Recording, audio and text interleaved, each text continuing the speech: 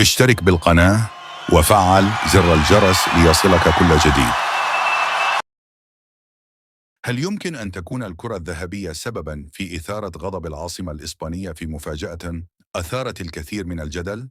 أعلن عن فوز لاعب وسط مانشستر سيتي والمنتخب الإسباني رودريغو هرنانديز المعروف بروادري بجائزة الكرة الذهبية لأفضل لاعب في العالم، متفوقاً على مهاجم ريال مدريد الشاب فينيسيوس جونيور.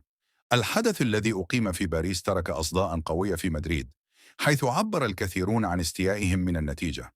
رودري الذي أصبح الأسطورة الثالث يفوز بهذه الجائزة المرموقة بعد الأسطورتين ألفريدو دي ستيفانو ولويس سواريز، قاد مانشستر سيتي لتحقيق العديد من الألقاب في الموسم الماضي، وكان له دورا محوريا في فوز إسبانيا بكأس أوروبا 2024.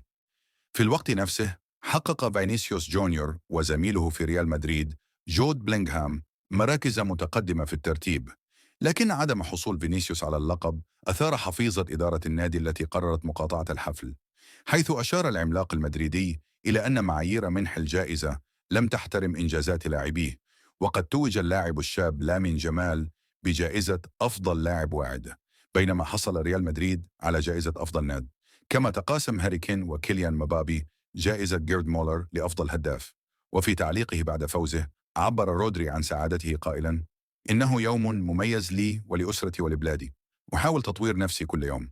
ومع تزايد الجدل حول الجائزة يبقى السؤال: هل ستظل الكرة الذهبية مصدرا للجدل والإثارة في عالم كرة القدم؟ إذا وصلت إلى نهاية الفيديو من فضلك قم بالاشتراك وفعل زر الجرس ليصلك كل جديد.